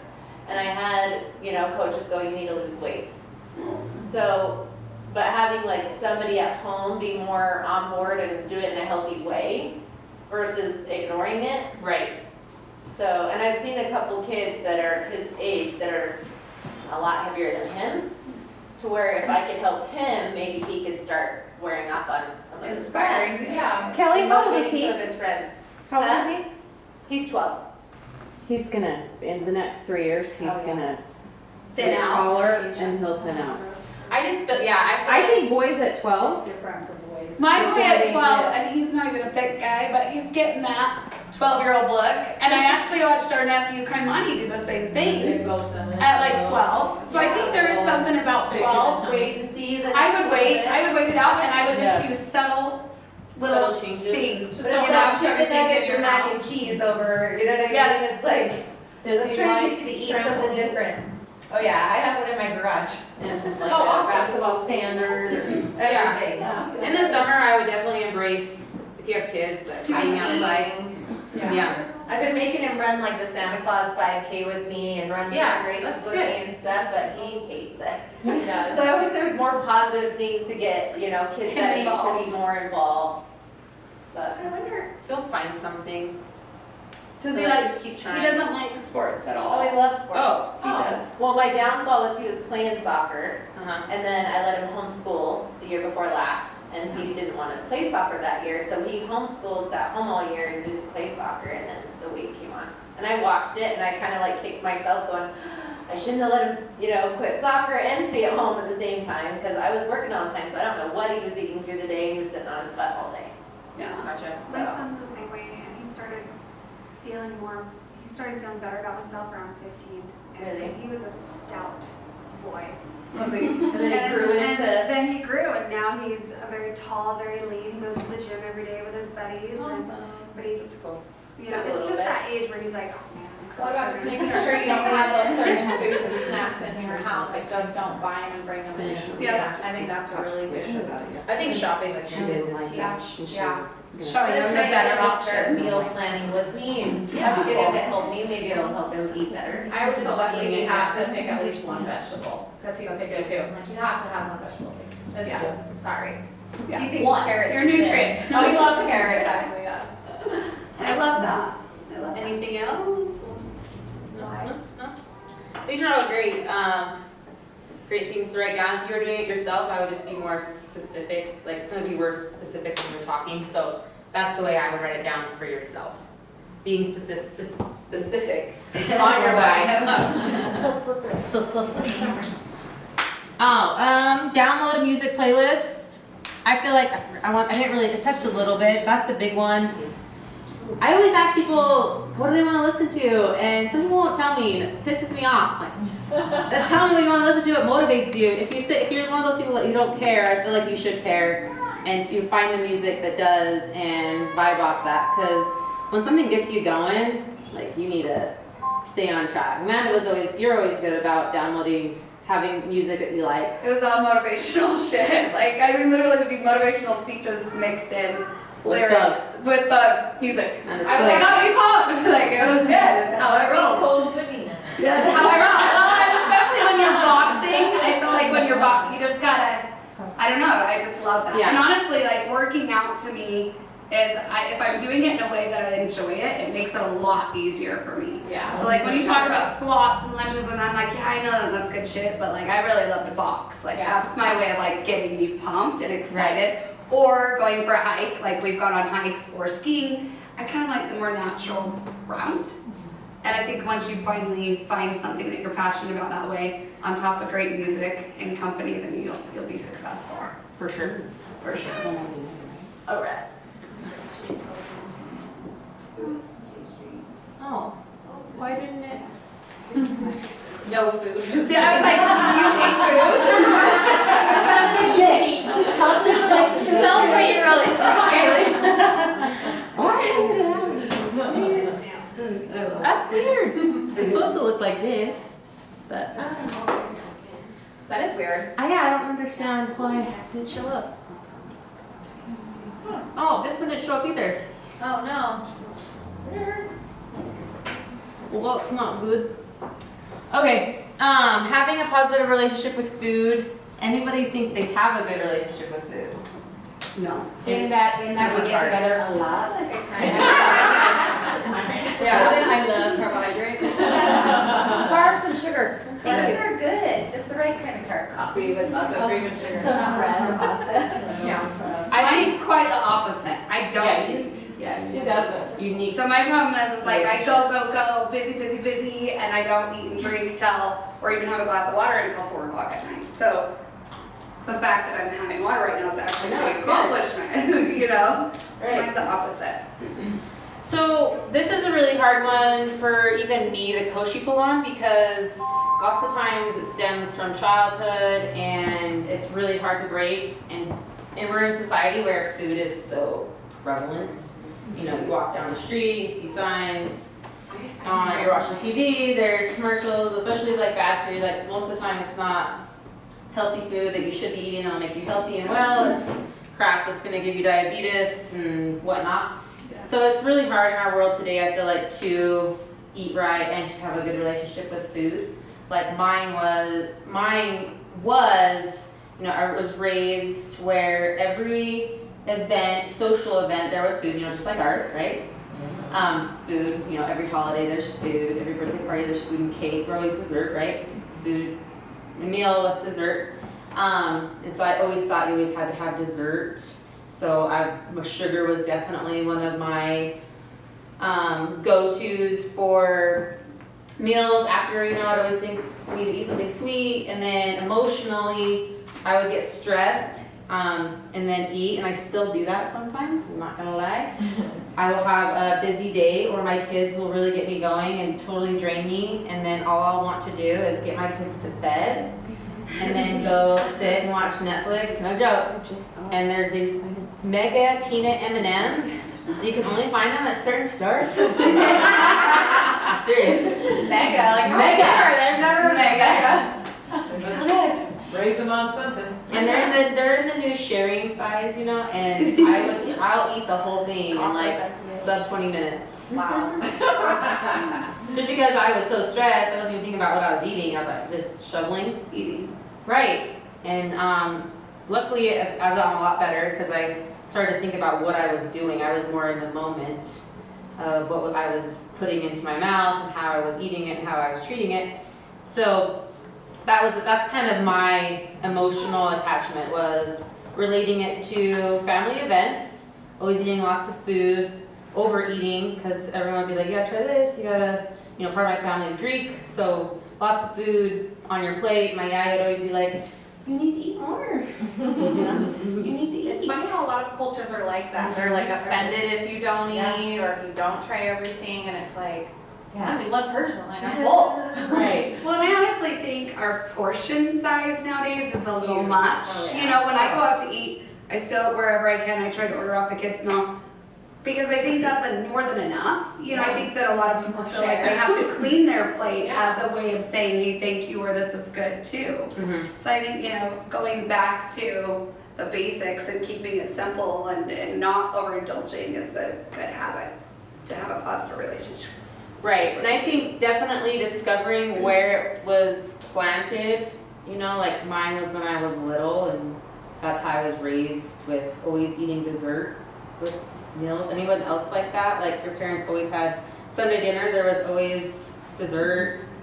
I was never like that until I met Cam. And now we always eat dessert. And I'm like, holy crap, no wonder I can't lose weight. But I didn't grow up like that. I kind of had the opposite childhood. So my dad was going through med school, my mom was working and putting him through med school. We never had money. We didn't have sometimes even a lot of food in the house. So like my main meal of the day was at school lunch, and I was like, oh shit, it's not school lunch. Like the other kids are like, ugh, and I'm like, boom, and I still have issues with food. I don't like to waste food or not finish my food, because I did with that as a kid. And so, and I hate waste. I still hate waste, but I realized that I don't have to eat it all and to my detriment. You know, I can not eat everything or take smaller portions because, yeah, I definitely have food issues, you know. Mom, yeah, she grew up without a lot of food. So now her love language is to make, she doesn't like to waste food, but she will make enough food for a freaking army because it's her way of saying I love you. Yeah. So it's kind of like you're eating leftovers for breakfast. It's like, Mom, I'm not trying to offend you, but like, let's tone it down a little. She cooks really good food. Yeah.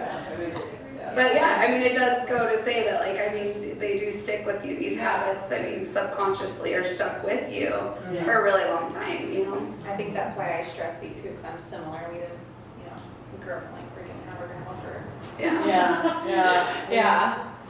And I think that's important, like, for your kids, because a lot of us will be like, you can't leave the table until you finish your plate. Yeah. But your kid might be really full and then you're just making them overeat. So you have to be like careful of that. Because I know I was. Well, teach them to dish up less, I think. Yeah, start Smaller small. portions, yeah, start small, you can always go back and get more. Yep. Well, and don't let them snack Oh, that. all day. You know what I mean? For You have a pantry full of shit. They're gonna go in there and eat it because they're a kid. They don't know any better. So I think setting healthy habits and you know the tone for these children is really big in amongst ourselves as Well, I well. like these little bowls Manny got in Mexico. They're little teeny red bowls, and I use them so much because Layla's little, and so sometimes she won't want to eat something, and I'll just fill a little bit in that teeny bowl of different things, and I'll say you have to at least eat so much, you know, and try everything. But those little bowls are awesome because it's not such a huge bowl, you know, and it's not so intimidating. She likes her little red bowls, and I don't know, it would work for adults too to help portion stuff. And they're cute and colorful, and so, I don't know, I think sometimes what you serve it in or on, like a smaller plate or a smaller bowl, it helps also. I think for me though, I have to change the language. You can't have that. Your kids are having ice cream, but you can't have that. I'm like, oh no, I will. I am an adult. So I have resigned that I will dish them their ice cream, and then I will have 1 spoon. Because I'm allowed one. I'm worth 1 spoon. Not that I'm worth 10 spoons, but I choose only to have that 1 spoon to say, you can taste it if you want. And then if you want another spoon later, go back for another spoon. But chances are you're just having this everybody else's because it's very social. Yeah. Right. I think, can't is definitely a trigger I word. choose to eat this way today because I love myself. I agree. That's I think when yeah, you say you can't do something, it almost like makes you want to do it more. Yeah. Like I hate that shit. When someone says you can't, it's like the most inspiring thing for me. I'm like, watch me! Like, I might not even want to, but I'm gonna do it. Like on the way home somewhere, somebody said, like, Mom, can we just stop by some place and get, it's gonna take you like an hour to cook something. I'm like, and I'm looking at the time, and I know she has to be up at 5 a.m. for drill, and I'm like, yeah, what do you want me to stop for you? And I'll stop for her, and I'll say, you know, your body can handle it, Mom's body doesn't really handle it well. You don't want to get anything, Mom? No, I think I'll just wait till I get home, I'm okay. And I can do that because I say I choose not to eat the French fries. I say that I might reserve the right to take 4 fries because that's my price of driving you. I'm driving you. I do that a lot too. My kids or my husband will eat something and then I'll just wait to get home. Yeah, because I don't really want the fries, but I know once we're in, McDonald's has really good fries. I don't know. And they're the best ones at it. I don't know why. But I know that when I get in that car and I smell it, then I'm going to want it, and then I'm going to be pissed that I didn't get some, and then I'm going to think all night, why don't you just get yourself some? You don't care? You don't think you can control yourself? Do you not trust yourself with fries? Why can't you have a small portion of fries and go the rest of the way? Why can't you just do that? Why don't you just live in abundance? I'm throwing myself out of it. I'm like, stop it already. Take 4 fries from the dog, you're good. Yeah. Get over it already. Like, come on. Move on. So one thing I've been always interested in is organic, non-GMO, and what's in foods. And like years ago, I found out about this high fructose corn syrup, which is in everything. And I will read labels, and not just see 100%, because if you look in the teeny print, it says vitamin C, and you think, oh, it's 100% juice. No, you look at it, water, high fructose corn syrup, like teeny percent of juice. So I love to read labels. I love to know what I'm actually eating. When possible, I like to grow my own, or find it local if you can. But you wouldn't believe, everyone thinks we're so protected by agencies. No, we're not.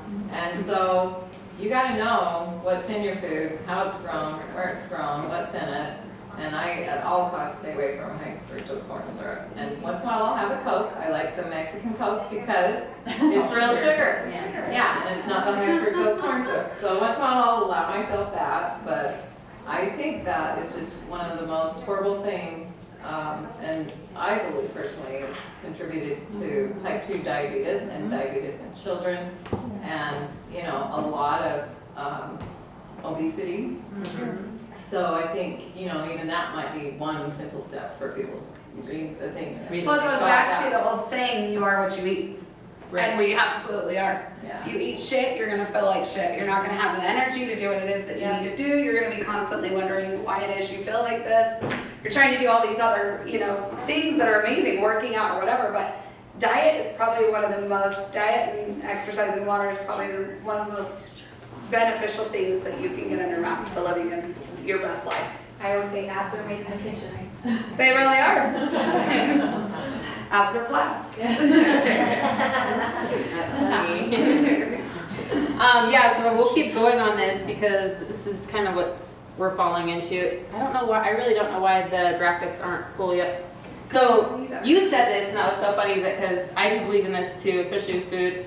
Keep it stupid simple. Keep it simple, stupid, yes. Or yeah. Yeah, don't keep it stupid. It's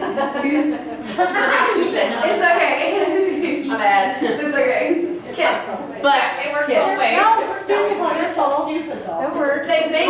Stupid simple. Yeah, It's like that so works. simple. Yeah, I love it. So I feel like when it comes to food, you have to keep it simple. Like we said before, you can be persuaded by Pinterest. Like Pinterest is huge right now, especially for cooking.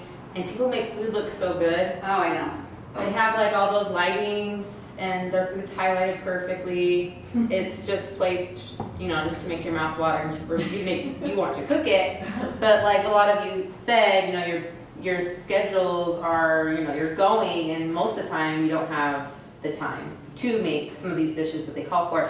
So I always try to tell my clients, friends, family, whoever, is to keep it simple. Make meals that basically, you know, meat and veggies doesn't sound great, but food really is fuel, you know, like you said.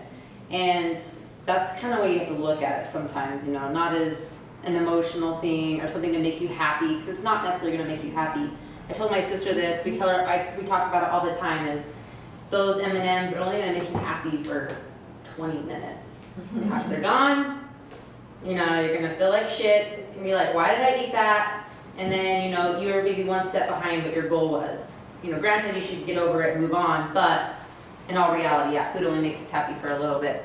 So to keep it simple, it's okay to be boring. It's okay to be weird. It's okay to have some indulgence, and don't fret. So boring, like I said, you know, just cook a protein, put some veggies with it. It could be one veggie, it doesn't have to be a whole stir-fry medley of vegetables that you spend $20 on. I know, like you said, you have a garden, just go pick whatever's in season. Like, I can't tell you how much I buy cabbage because it's cheap and it goes a long way. It stays fresh for a long time, and most of the time you can manipulate it in many ways. It's probably one of my favorite vegetables. Brussels sprouts, I love Brussels sprouts too. And you can pair it with anything. You put it in your breakfast, you know, lunch or dinner. But those are the type of foods I like to buy that you can just do so much with, and you don't need a bunch of ingredients to go with it. And that's what I highly recommend doing. Like soups are great too, because you don't really have to put a lot in soups. You can, granted, but you don't have to. I would say like 2 vegetables, like protein, maybe like an onion or something, and you're good to go. So that's the big thing on food for me, is people always talk about it's so expensive to eat healthy, but it is if you follow all these recipes that call for 20 ingredients, but you can get away with just like 5 and still feed your family of, you know, 5 or more on a decent budget. So that's one thing I do recommend. It's okay to be weird. I was made fun of when I was little because I would eat like weird things, like pickles, and people would make fun of me because pickles and cheese. Oh, it's good. And I put it on sandwiches. I do pickle and cheese and like mayo or something. It's not necessarily the healthiest, but what I'm getting to is you don't have to be, you know, what everyone else is eating. It's okay to like make up weird concoctions. Like I do it all the time. So yeah, it's okay to be weird and go off the grain. Anybody have like a weird meal that they do?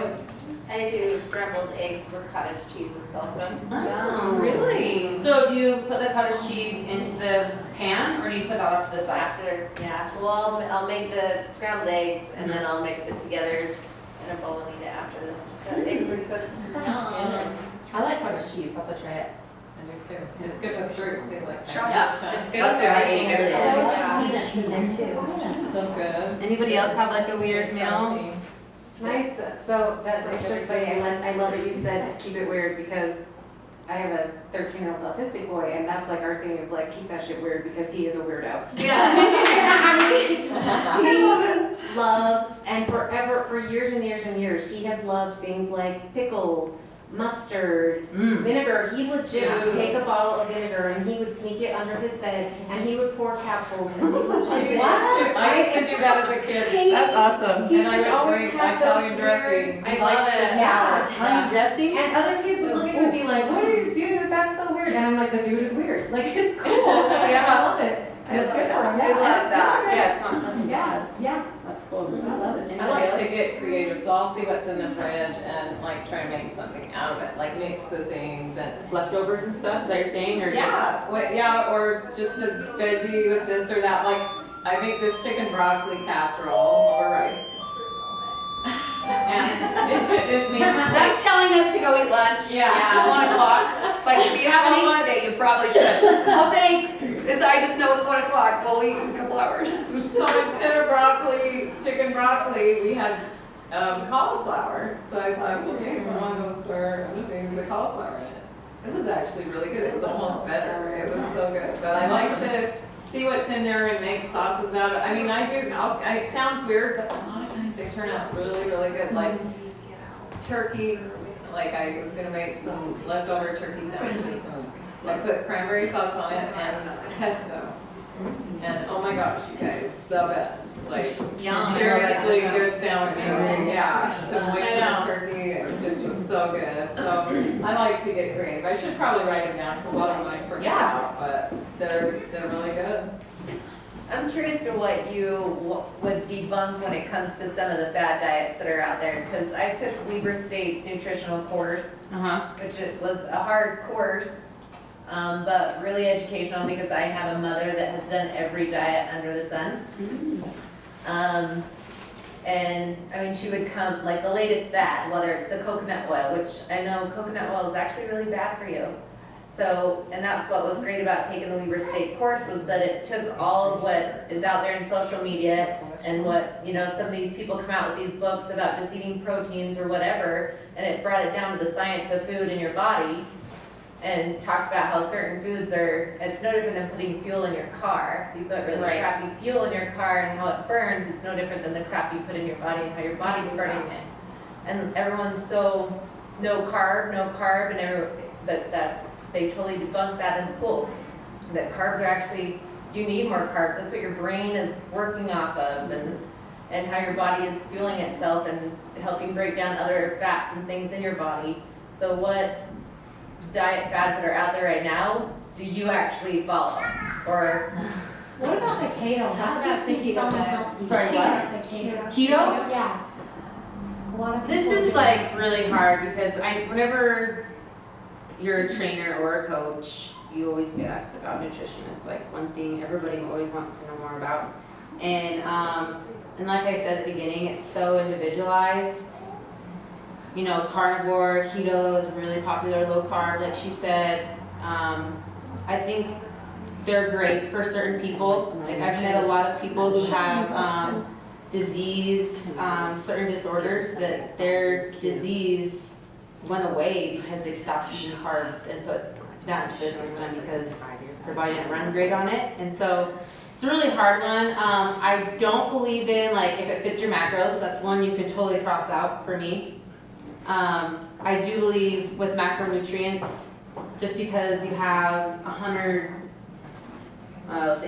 calories left and some carbs left, you can go eat a donut. I think that works for like 10-year-olds to 20-year-olds, and that's it.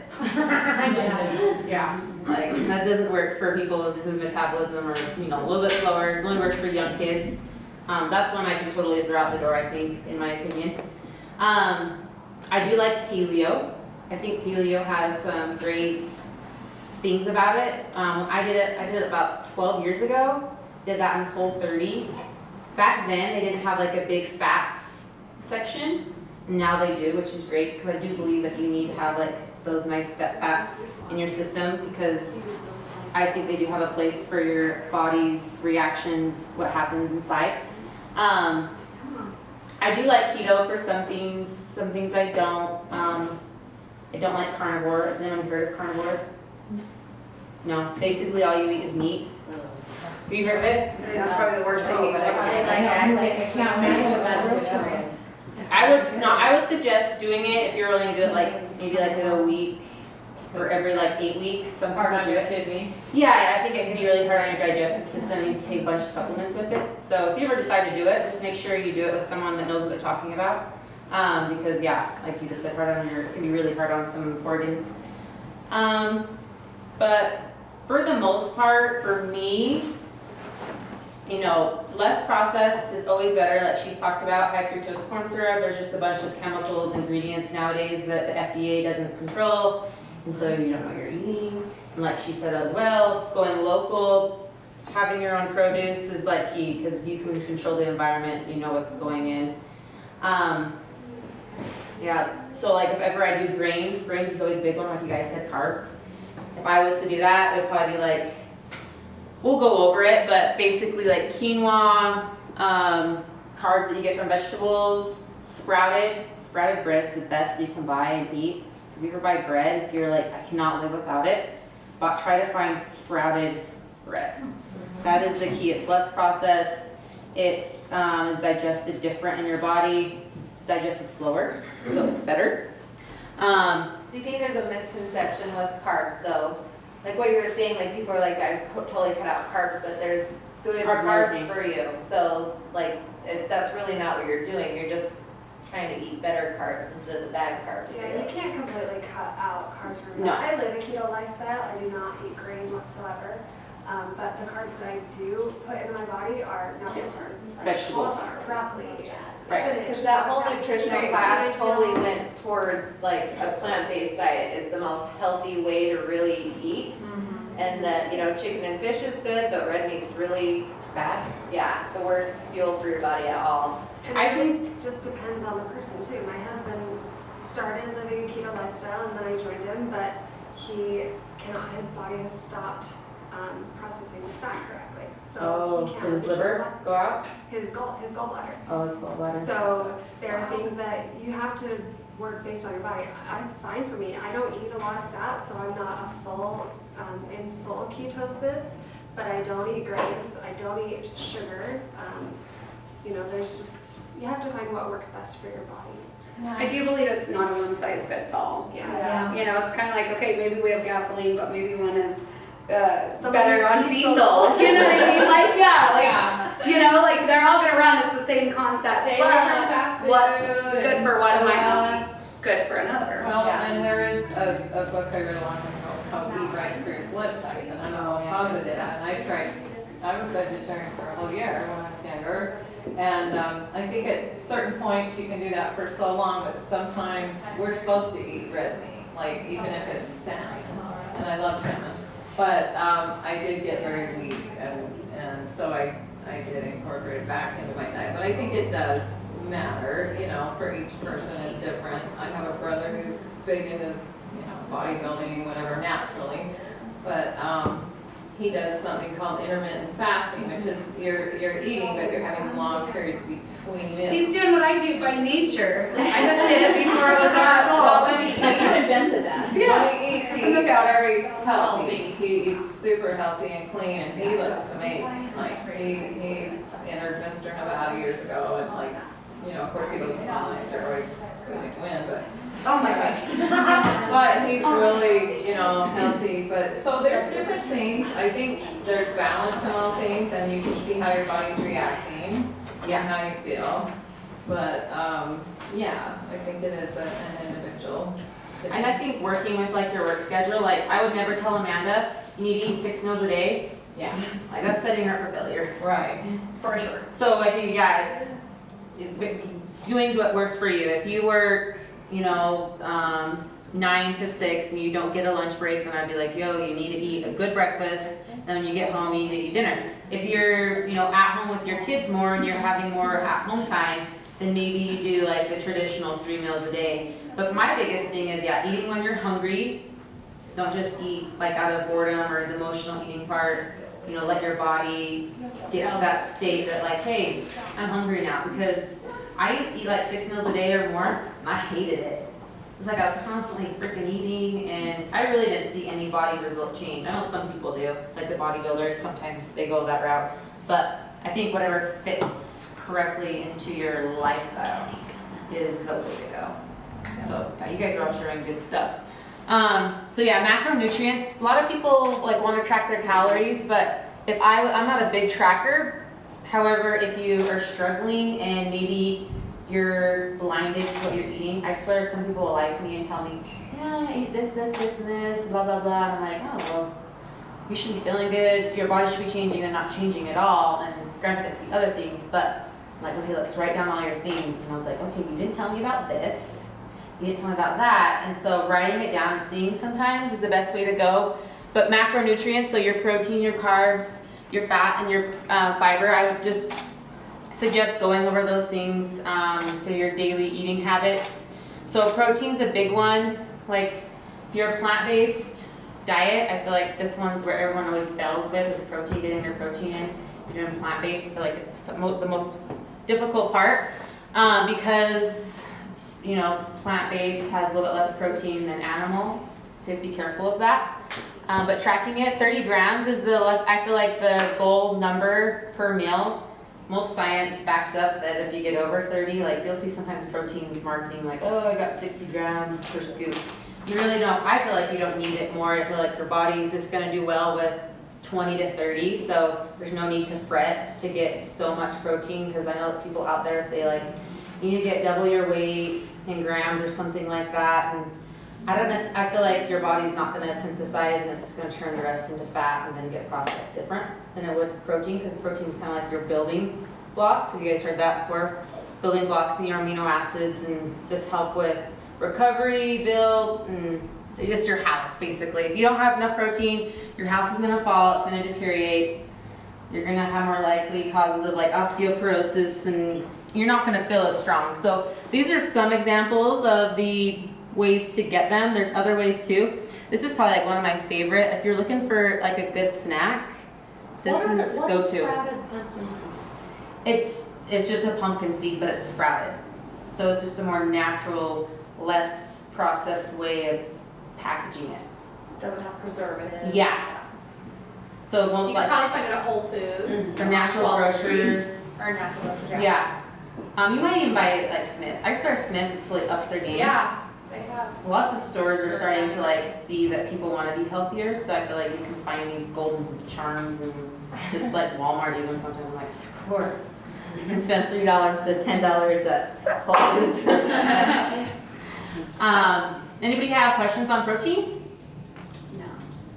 So I wish that girl could have stayed a little bit longer. So carbs, yeah, it's a hot item. Like we talked about, it's basically in everything except meat and dairy, sort of. The worst one you could possibly do is soda. I know it sucks and it's so addicting, but it spikes your insulin enormously, and that's what you get, like the huge rush and then the complete fall, because there's nothing in there to like balance out or slow down the digestive system. So it's like, yeah, in your system, and oh, I'm out, goodbye. You know, and that's what kills us. And plus, especially a diet, like my mother-in-law is a sucker for Diet Coke. There's other crap in there. So, like she said, if you're gonna go for a soda, you know, your indulgence, then go for like the Mexican Coke, or go for a drink that has sugar in it. Real sugar. Yeah, something that's not gonna put other things into your system. Just go for that. These are, yeah, like I said, some of the approved carbs I would suggest having, like sweet potatoes or just potatoes. Potatoes have great protein, just like a regular Yukon or a red. So don't shy away from them. They're not that bad for you. Like they're not bad for you. They just have more carbs. So if you're going for a low carb, then maybe you got to shy away from them more. But if not, I would totally like roast them up with some thyme and salt and pepper. My favorite. But yeah, soda. If your kids drink soda, do your best to try to chain them off now, because it I don't sucks buy when you get soda. older. That's good. I don't buy soda. Like it's just not.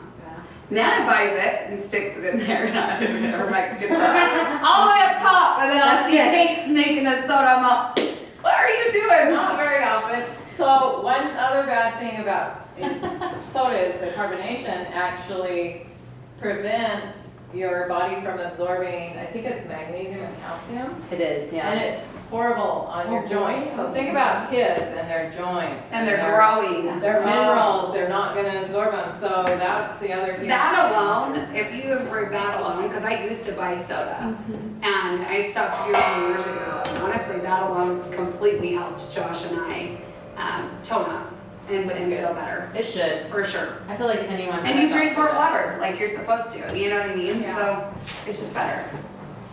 I drink a lot of water, I just drink alcohol. Yeah, I didn't think about putting that on there. Yeah, you probably should have. No, That's another bad one. That's my Go for downfall. caps. I can care less about soda. Yeah, it converts to sugar. Right. Well, especially if you, yeah. I don't really, Cam mixes like Jack and Coke all the time, but I don't. I'm more like wine and stuff like that. And I do drink the reds and the healthier ones, but. I just, just drink shots. Just kidding. Just try that. I'm gonna be honest. That's the thing, so that's a big thing with me is if you're gonna eat some carbs or eat something that's more indulgent, do something that you love. Because if you don't waste it. Yeah, don't waste it. And that's why I try to tell myself is like, okay, Wine is not would wasted. you rather have those French fries, that you talked about, which you only ate a couple, which is awesome? Or like for me, I would much rather have like ice cream or just something that's Your M&M. My M&Ms, yeah, my M&Ms. Something I can really I feel complete. Yeah, I was listening to something a couple of months ago, and they were talking about if you do that, to just eat it really slow and to think about, just to enjoy it with Savor everything it. you have. Yeah, and then you're not, more than likely not gonna keep eating a bunch because you've satisfied your urge to. Or even say out loud, I am satisfied, like. this Yeah. is- Yeah. Manifest it Saying in goals those on top of it. kids' videos, it's so satisfying. Yeah. Take. Well, and if you even if you are gonna do something like that, maybe chug a glass of water first. I mean, they say, when you're hungry, a lot of the times you're really just thirsty for water. That your brain is tricking you into thinking you're hungry. So maybe practice just drinking some water before you go for the M&M bag. Then maybe you're only eating half a jumbo M&M. I don't know. I enjoy it. Steady. It's like my thing. Yeah. I do good, and then I'm like, okay, M&Ms. You didn't bring any with you, no taste test here? I don't want any competition, like I said, it's only at certain stores. Sometimes they're all out. I swear someone goes and sells them on Amazon, I promise you. Because sometimes when they're on sale, they're all gone. These M&Ms. Like the cinnamon Mentos, you can only buy cinnamon Mentos. Yeah, they're wrong. I have a competitor out there that I start buying them everywhere. I've seen that. Serious. Fiber. So if you do a low carb, let's say, like she was talking about, for sure fiber, really any type of eating, you should always try to get your fiber. These are some options, there's different types. So if you're doing like a grain or something that's more fibrous, always try to get the more fiber the better. Don't look for it to come from weird sources. Like I typed in I googled fiber and all of the things that popped up are like all supplements. None of them came up as food. Do your best to get fiber from natural sources instead of supplementing it. Like my mother-in-law gets it, she takes Miralax every single day. What's that? It's like a Fiber powder supplement. Yeah, it's a powdered fiber. Oh, okay. And I'm like, that's not I'm good. familiar.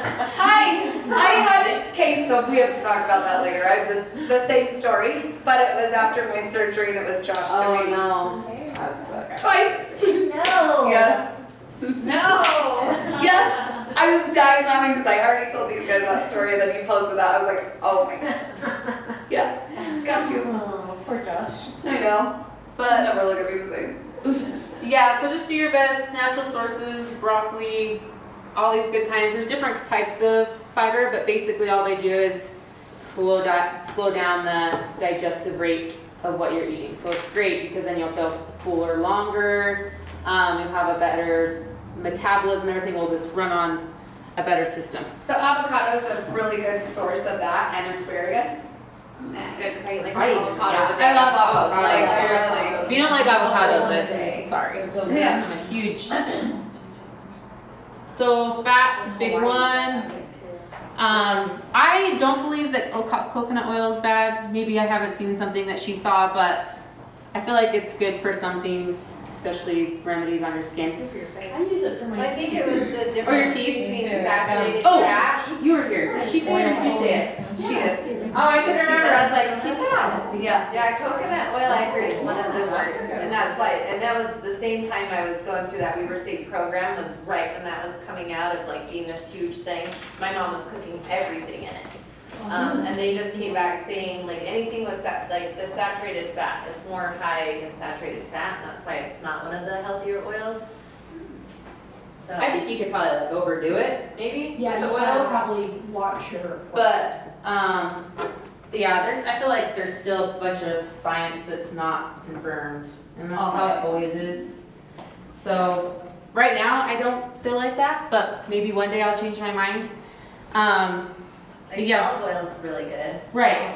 Yeah, I love it. And whenever I buy like fats, like especially animal fats, I just try to buy, high quality, especially butter.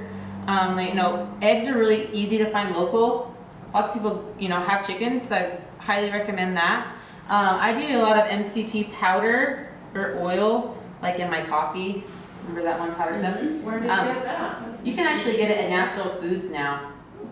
It's a little powder, it's just straight MCT, and I just pulverize it. It's good. And it will make you flush out. Oh, really? So yeah, if you want like a more natural source of, Yeah. instead of not buying the one over the counter or whatever, Oh, you can what just go buy is it. that actually? It's a multi-chain triglyceride. Oh. Basically what it does is it goes into your liver and helps you produce ketones, which is a good thing. Ketones is it's like glycogen. It's what your body's gonna use to go and absorb and use for energy and go up into your brain. Oh. So yeah, you want. I cut out coffee creamer completely, and I could never have coffee, like a cup of coffee without creamer. And just by that oil, it actually helps you. I need I have like 1 cup of coffee a day, and that helps keep you regular too. Yeah. For people that have issues, I think it's a good thing. Right. To be honest.